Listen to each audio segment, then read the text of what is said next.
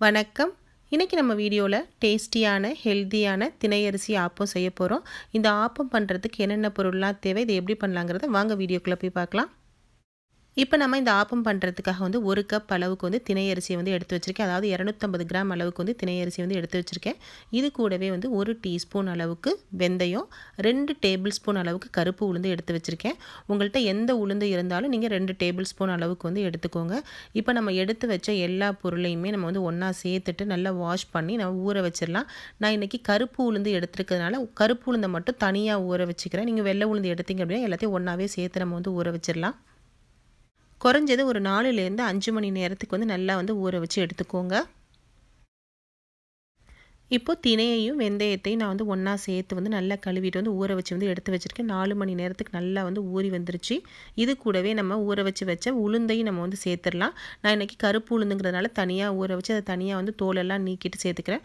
1, 2 தோல் இருந்தாலும் பரவாயில்ல, நீங்கள் வந்து சேர்த்தே வந்து நம்ம வந்து அரைச்சிக்கலாம். இப்போ உளுந்தை சேர்த்து நம்ம வந்து ஆப்பமாவை வந்து அரைச்சிடலாம்.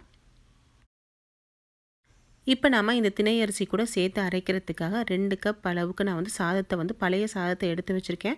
உங்கள்கிட்ட பழைய சாதமாக இருந்தாலும் சரி, இல்லை மதியத்துக்கு நம்ம யூஸ் பண்ணிவிட்டு மீதப்பட்ட சாதமாக இருந்தாலும் சரி நம்ம வந்து யூஸ் பண்ணிக்கலாம். கூடவே 3/4 கப் அளவுக்கு வந்து தேங்காய் துருவலையும் எடுத்து வச்சுருக்கேன். இப்போ நம்ம எல்லாத்தையும் சேர்த்து வந்து ஆப்பமாக வந்து ரெடி பண்ணிடலாம்.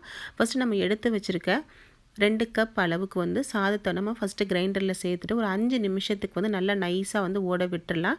நல்லா நைஸாக சாதம் அரைஞ்ச பிறகு அடுத்த 5 நிமிஷத்துக்கு தேங்காய் துருவலை சேர்த்து நம்ம வந்து அரைச்சிடலாம். தேங்காய் துருவலும் சாதமும் நல்லா நைஸாக அரைஞ்ச பிறகு நம்ம ஊற வச்ச திணை அரிசியை சேர்த்து வந்து நல்லா நைஸாகவே நம்ம வந்து அரைச்சி எடுத்துக்கலாம்.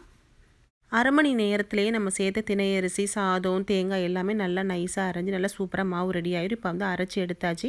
இது கூட 1 டீஸ்பூன் அளவுக்கு நான் வந்து ப்ரௌன் சுகரை சேர்த்துக்கிறேன். உங்கள்கிட்ட ப்ரௌன் சுகர் இல்லை அப்படின்னாலும் ஒயிட் சுகரை வேணாலும் சேர்த்துக்கலாம்.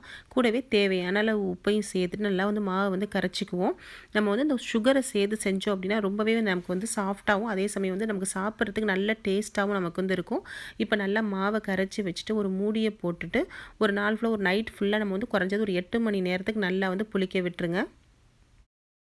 இப்போ மாவு புளிச்சு நல்லா வந்து சூப்பராக ரெடியாகி வந்துருச்சு. நான் நைட்டே வந்து மாவை அரைச்சி வச்சுட்டேன். காலையில் இப்போ ஊற்றுறதுக்கு வந்து கரெக்டான பக்குவத்தில் சூப்பராக புளிச்சு வந்து ரெடியாகி வந்துருச்சு. இப்போ உங்களுக்கு ஒரு வேளை வந்து மாவு திக்காக இருந்துச்சு அப்படின்னா கொஞ்சமாக வந்து தண்ணியும் இங்கே சேர்த்துக்கோங்க. இப்போ நான் கலந்து வச்ச மாவு வந்து கொஞ்சம் திக்காக இருக்குது. அதுக்காக ஒரு 1/4 கப் அளவுக்கு வந்து தண்ணியை நான் வந்து சேர்த்து வந்து கலந்துக்கிறேன். இப்போ நம்ம தண்ணியை சேர்த்து நல்லா வந்து கலந்துக்கலாம். ஆப்ப மாவு கொஞ்சம் தண்ணியாக இருந்தால் நமக்கு ஊற்றுறதுக்கு வந்து கரெக்டான அளவில் வரும். இப்போ நல்லா கலந்துட்டு நம்ம வந்து ஊற்றி எடுத்துடலாம். இந்த ஆப்பத்துக்கு நம்ம வந்து கொஞ்சம் கூட வந்து சோடாப்பூ வந்து சேர்க்க போகிறதில்ல. இது வந்து நல்லாவே நமக்கு வந்து சாஃப்டாக கிடைக்கும். இதை நான் வந்து ஆப்பக்கல்லில் ஊற்றாமல் தோசைக்கல்லுலேயே நம்ம வந்து இன்றைக்கி வந்து ஊற்ற போகிறேன். நம்ம வந்து ஒரு கரண்டி மாவை எடுத்து நல்லா சேர்த்துட்டு ஓரங்களில் மட்டும் லைட்டாக தேய்ச்சி விட்டுட்டு மூடியை போட்டு நீங்கள் வேக வச்சுட்டு நீங்கள் வந்து எடுத்துருங்க. ரொம்பவே நல்லா நமக்கு ஆப்பச்சட்டியில் ஊற்றுற அதே அளவில் நமக்கு வந்து நல்லா சாஃப்டாகவும் அதே சமயம் ஓரங்கள் எல்லாமே நல்லா கிறிஸ்பியாகவும் கிடைக்கும். இதில் வந்து எண்ணெய் எல்லாம் ஊற்றணும்னு அவசியம் இல்லை. நம்ம மூடியை போட்டு நல்லா வந்து கிறிஸ்பியாக வந்து ஓரங்கள் எல்லாம் வந்த பிறகு இதை வந்து எடுத்துடலாம். இப்போ நல்லாவே வந்து ஆப்பம் வந்து வெந்து ரெடி ஆகிடுச்சு. உங்களுக்கு பார்க்குறப்பவே தெரியும். நல்லா சென்டர்லலாம் நல்லா சாஃப்டாகவும் ஓரங்கள்லாம் நல்லா கிறிஸ்பியாக நமக்கு வந்து சூப்பராக நமக்கு டேஸ்டியான அதே சமயம் ஹெல்தியான ஆப்பத்தை நம்ம வந்து ரெடி பண்ணிட்டோம். குழந்தைங்களுக்கெல்லாம் இந்த மாதிரி ஆப்பத்தை செஞ்சு கொடுத்தீங்க அப்படின்னா ரொம்பவே வந்து விரும்பி சாப்பிடுவாங்க. ஃப்ரெண்ட்ஸ், உங்களுக்கு இந்த வீடியோ பிடிச்சிருந்துச்சுன்னா லைக் பண்ணுங்கள். உங்கள் நண்பர்களுக்கெல்லாம் ஷேர் பண்ணுங்கள். கூடவே நம்ம சேனலை மறக்காமல் சப்ஸ்கிரைப் பண்ணிக்கோங்க. தேங்க்யூ.